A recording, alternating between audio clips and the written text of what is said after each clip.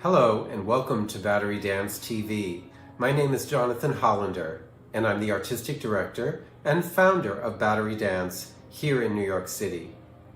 On March 25th, a Thursday evening at 7 p.m., Battery Dance Festival Plus will feature Canadian Voices in Dance in partnership with the Canadian Consulate General in New York City. 5 dance companies will present their work in a mixed program of 1 hour. Today, we would like to take you behind the scenes for the first part of a series of interviews with the artists so that you can get an insight into their work before the actual program comes up.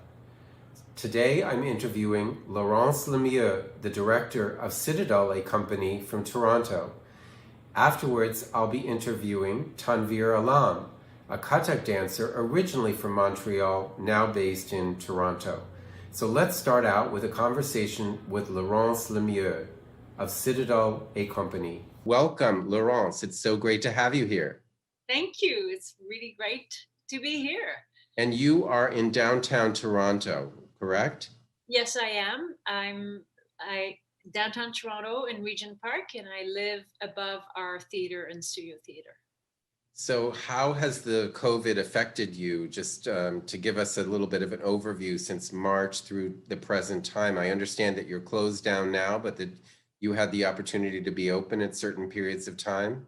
Yes, I mean it certainly has been a challenge, like with everybody else, but we very quickly turned to digital programming in last spring, which continued through the summer. We were able to reopen the building in July, and we basically stayed open until very recently in January, Mm. because we were able, with the regulations from the government, we're able to live stream. So obviously, no audience and no outsider, but we were able to to present our festival Night Shift, which is a fall festival, online, and then started a new series called Citadel Live, which is a series of live streams. So right now we are shut down, but we're hoping that it will change soon. It's been the challenge has been very it's in very different ways. I guess I could describe it like. We're in a very urban neighborhood. Mhm. We're right beside a soup kitchen that's run by an indigenous community center. So let's say that I interface with the effect, on poverty, and it's been very difficult for Mm. people in urban areas, and I'm sure in New York is the same. And you see how, in a way, fortunate we are to, even though we're shut down, we're still spiritually, keep on working, and we are finding ways to share our work. But there's a real reminder down, like on the street, of the struggles. And now it's super, super cold right now, so there's added difficulty for the people of this. We're down the street from a homeless shelter as well. So it's inescapable what you're describing here in New York and sharing that with you in Toronto. So let's talk about the work that our audience will be privileged to watch as part of our Battery Dance Festival Plus program, Canadian Voices in Dance. So Men in Black, tell us how this work came about for you, because it was a stunning, you brought cash back to New York. Well, thank you. The work was created by James Kudelka, who's a Canadian choreographer who was our resident choreographer for over 12 years. Wow. And the work was created on Ballet Met in Ohio, Hmm. and in 2010, I believe. And very shortly after, I would say 2014, we acquired the works and we remounted it on our dancers. And it's a work for 4 performers, 1 woman, 3 men, all in cowboy boots. And Was as it you, always for 1 woman and 3 men? yes, Okay. always, So yes. the title is a misnomer of sorts.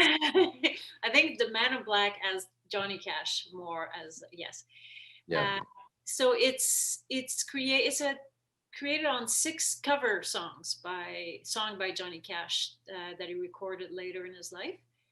And it's really, there's a real simplicity and I would say humanity to the work, where every song is sort of like choreographed too.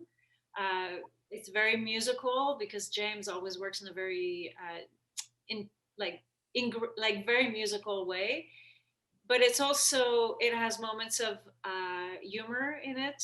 It's very physical. And I remember when we performed it Battery Dance, it's funny because I shared the video with our dancers and they remembered how hot it was. They're out. It was one of those really super warm nights, Very but humid as well. very humid. Yeah. So it's a very physical work, and I think the exhaustion actually adds to the performer's ability to speak about, humanity and hanging together, being close together, which is something we can't do right now, but there's a lot of like closeness in the work. Mm. Um, so yeah. The partnering is remarkable.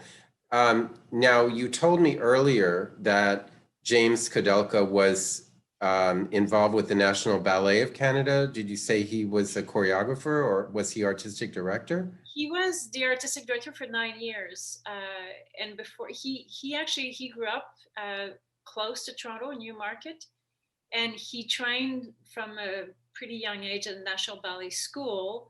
Then when I met him, I was a student at Les Grands Ballets Canadiens in Montreal, and he was choreographer in residence at Les Grands Ballets before he came back to Toronto to become a choreographer in residence. And then after that, he was the artistic director for 9 years. So tell us, or tell our audience, your feeling about a ballet choreographer who would have been conversant in classical ballet, point shoes, and so forth, working in cowboy boots. Yeah, well, I can talk about that because James is a bit of he's an anomaly, and a really beautiful anomaly that from the beginning of his creative work, when I met him was in Montreal, and he choreographed equally on ballet companies on our contemporary dance company. Mm. And he has the language is completely different. He's done like Cinderella and Nutcracker and Swan Lake, but he's completely comfortable with a contemporary and contemporary dancers, ballet dancers. So his language, I would say, is fairly different from one form to the next. Mm-hmm. So there's never been any ever any kind of like, I come from ballet, so therefore you should dance like this. None of that. It's very interesting how his voice kind of changes as he creates for. Fascinating. Yes. And what about your dancers who perform that work? Do they all have ballet technique, which they then transition and are able to take on whatever language they're working in? For this particular cast, I would say it's half and half. They've had some ballet training, but except for one who actually danced for a ballet company, they're mostly trained. They were never in a ballet company, so because their technique is beautiful. I mean, their mastery is obvious. Yeah, and it's something that's also, I think, in James's work, like the use of the weight and the body weight that is required for this work. Because if you're light on your feet with the cowboy boots, it wouldn't work at all.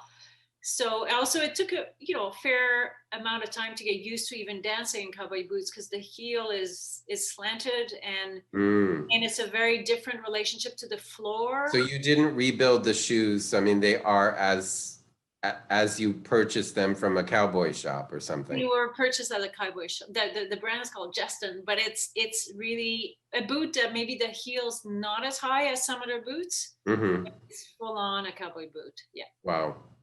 That's a challenge. Yes. I think that people probably who are not dancers wouldn't understand that putting on a different kind of footwear will completely change the way your body, front, back, like your weight and how you deal with it when you turn and, so forth and so on. So I'm sure that it took some adjustment. Yeah, there's some actually, there's a lot of turns in the piece, especially in the last movement, where they had to relearn to not, some of the turns are on the demi point and some are on the heel, which means you have Wow. to shift your weight back. And it took a lot of practice and a lot of resoling the shoes because they get to wear out really quickly. Hmm. And also it's not very comfortable, a cowboy boot, so they had to put like pads inside the ankles and on the toes because they're not, yeah, they're not made They to. were not made for what James was having to do.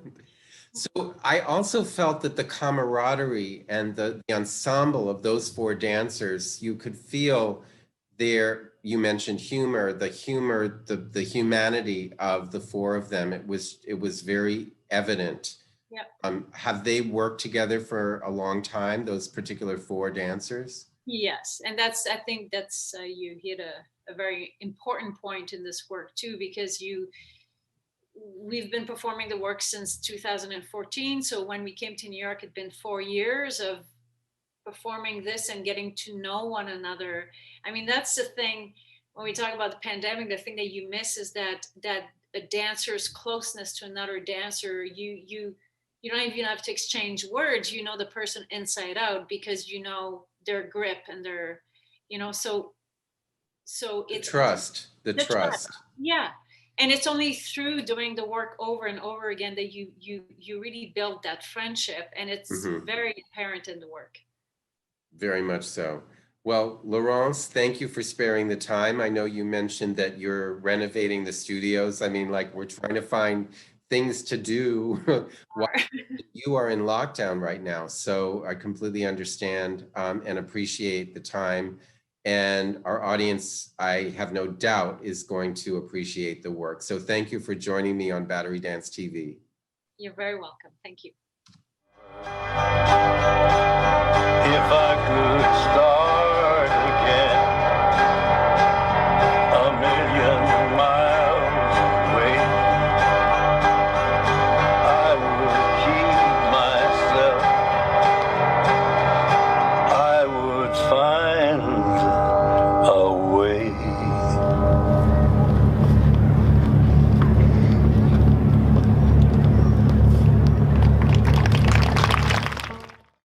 Now we'll go from dance in cowboy boots to dance with ankle bells. Tanveer Alam from Toronto, a Kathak dancer originally from Montreal, whose work I have been following for a couple of years now, and I'm so thrilled to have you with us, Tanveer. Thank you for joining us.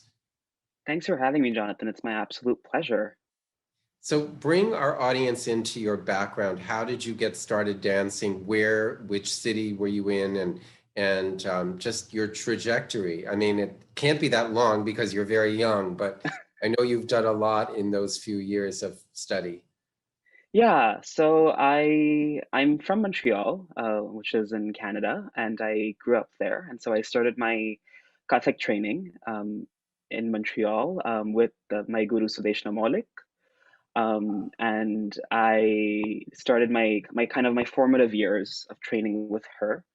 Um, And from there on, I continued studying with my guru Sandhya Desai, who was a disciple of Padma Bhushan Kumudini Lakhia, and she is based in Mississauga, Canada, as well as Ahmedabad, India. And so I spent a lot of time, and I still continue training with her. Yeah, and so that's kind of my Kathak training. Alongside that, I'm also a graduate of the School of Toronto Dance Theatre in Western contemporary dance, and so that's also a movement practice that feeds my work. Yeah. So the Tarana that we're going to be seeing in our special program of Canadian Voices in Dance, is that influenced by your Western contemporary training, or is it classical Kathak North Indian dance? Yeah, so I think the tarana that I'm going to be presenting is, I think it's a manifestation of the fact that I am a I am a I am a diasporic practitioner of Kathak, and I did all of my training, most of my training in Canada. And what really resonates with me is that the work that I do is very, very representative of all of my training. So it holds the fact that I've trained in a variety of forms, and that while my work is grounded in the technique and the aesthetics of Kathak, my body holds lots of different knowledge. And so obviously, I think those traits are seen in how I present any kind of dancing. Yeah, so I think it definitely holds bits and bobs of a lot of my different trainings, but it is anchored within the technique and vocabulary of Kathak. Hmm. I think it's a topic that people sort of pick apart from time to time. Is this really classical? Is this person practitioner, going outside of the tried and true vocabulary of this particular classical dance form? And sometimes that's cause for criticism, and sometimes it's cause for celebration that the art form can evolve and can include experimentation and coming to it through a new angle, through the Canadian angle at this point. Yeah, I think the way I approach it is I take pride in the fact that I'm able to anchor myself in a move and vocabulary practice that has had a lineage that's trackable, and that I'm continuing to track and investigate through my work. And I take pride in the fact that I get to work from this practice that's really deep and rich and rigorous. And I think that I don't think of it really as like, oh, I'm creating like a new approach or like an innovative approach to what already exists. For me, it's just a personal approach to what how I explore the form, because at the end of the day, I think each practitioner has a different entry point to how they work with Kathak and how they work through the form. And so this is just my way of going at it. And yeah, I take immense pride in the fact that I get to have that personal relationship with this dance. When you were at the Toronto Dance Theatre school, did you expose the other students to your Kathak dance, which obviously was outside of the curriculum of what you were studying there? Yes, I think so. I don't think they had a choice, just because it's so a part of me. And it's a part of how I think about dance, how I analyze dance, how I watch dance. So I think that in whatever space I walk in, I think I bring that with me. And the school was a space that I walked into, and it was definitely a part of how yeah how I worked through what we were working in at the school. And yeah, I think a lot of people through my time there got to know a bit more about the practice that I work within. I think it's hard, I've had an opportunity to look around at dance programs, dance training programs for people in South Asia, particularly who want to do advanced study in pedagogy or arts education or whatever. But it's hard to find a school or an institution where somebody with a completely different background, like Kathak or Kandyan dance from Sri Lanka, can enter at a certain point and expand their knowledge without feeling like they're stepping into a river that they don't understand and where they could be swept away. If you've studied Kathak dance and nothing else, and then you go into a modern dance class or a ballet class, you could probably feel like you have to start learning how to walk all over again. Did you have that experience when you started? While I was in high school in Montreal, I did a bit of ballet and like modern dance, mostly Limon. So I had a bit of the foundations. I had a bit of an understanding of what I was like, walking into, and what I was dedicating 3 years of my life in. And so I think that was kind of like my saving grace, and I was able to. I knew like going in what I was engaging myself within. But I do think that I know for a fact that that is an issue for a lot of different dancers, and I'm hoping that with the coming generation of artists that are taking the risk of putting themselves into those spaces, that schools are maybe a bit more accommodating at understanding that dance is a spectrum, and it's not, and that a lot of different forms carry a lot of different knowledge and information that can be valuable to the training that the school is providing. I mean, when you just think of the physicality of Kathak and what you need to be able to do to control your footwork or to control your port de bras, your arms, and then versus And actually the way you hold your body, and versus ballet or versus contemporary dance. I mean, even contemporary dance and ballet are very different, but we've had decades of ballet dancers studying contemporary dance and vice versa. So that difference has kind of, they've found a happy medium. But a Kathak dancer or a Bharatanatyam dancer or any of the Indian classical dance forms coming into ballet or modern for the first time, just the use of the feet would be something very, very challenging. Yeah, for sure. I mean, it's how you're like the body is being worked at and looked at completely differently. And there are definitely like similarities that I could draw from, and I know that there are things that helped my Western contemporary dance training, like my understanding of musicality, my understanding of timing, my understanding of just different energetic qualities. I think Kathak has a lot of that beautiful work that I was able to apply towards that. But yeah, needless to say, like at the end of the day, those are two very different forms, and they hold yeah, they hold very different properties. So um, yeah, it was definitely like a constant learning for me to understand how one thing could feed the other. Less so thinking about it as being like a shift of like, oh, this is a body and this is another body, and I I'm like in between.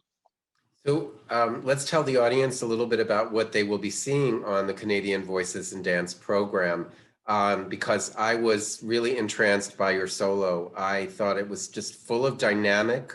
Um, you used levels down to the floor, up into the air, and different approaches to the rhythm and the timing. Give us an insight into what it was like to choreograph that piece. Yeah, first of all, that's really kind of you, Jonathan. So the Tarana that I'm choreographing, that I've choreographed for, and that's presented as a part of this program, is a piece that was originally choreographed by Padmabhushan Kumudini Lakhia, and the Oh, I music, didn't realize that. Okay. yeah, and the music is by Pandit Atul Desai, who is my guru's late husband, and he's, as a lot of people know, it's an iconic figure of Indian classical music and music for Kathak. Um, Mhm. and yeah, I this is my I basically, when I was creating this, I created it. Uh, I created this piece with the idea of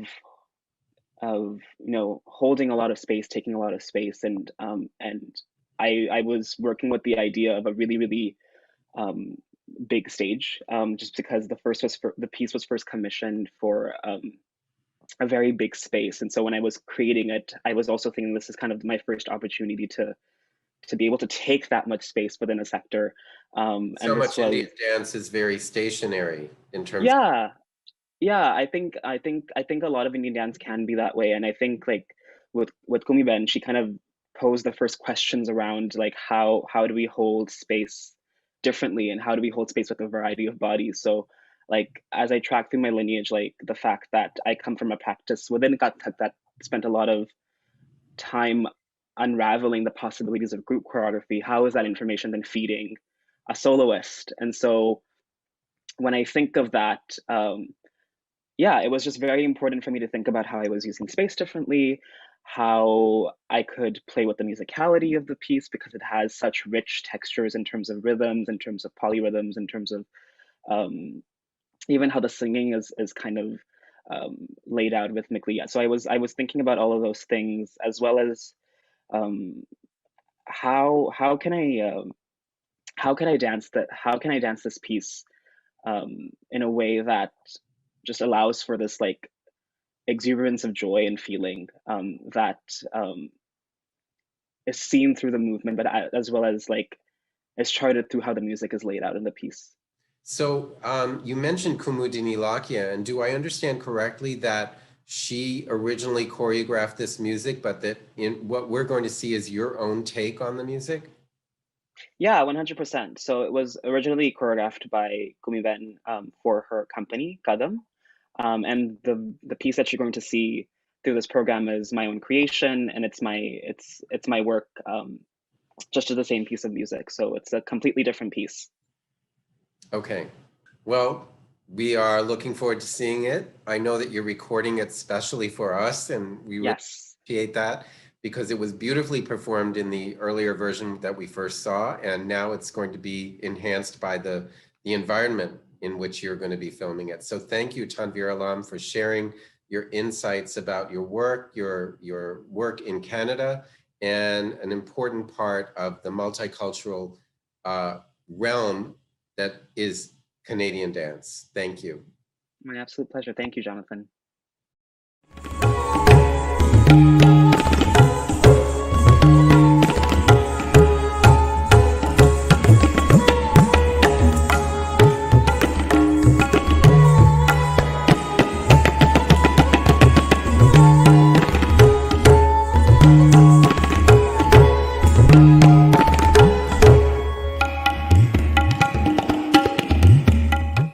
On behalf of everyone here at Battery Dance, thank you for joining us for these interviews today. We'll be following up next Sunday and the week after with interviews with Victor Quijada from Rubber Band Dance in Montreal, and the National Ballet of Canada, and Keja de Dance. Don't forget to mark on your calendars March 25th at 7 p.m. for Battery Dance Festival Plus, Canadian Voices in Dance, presented in partnership with the Canadian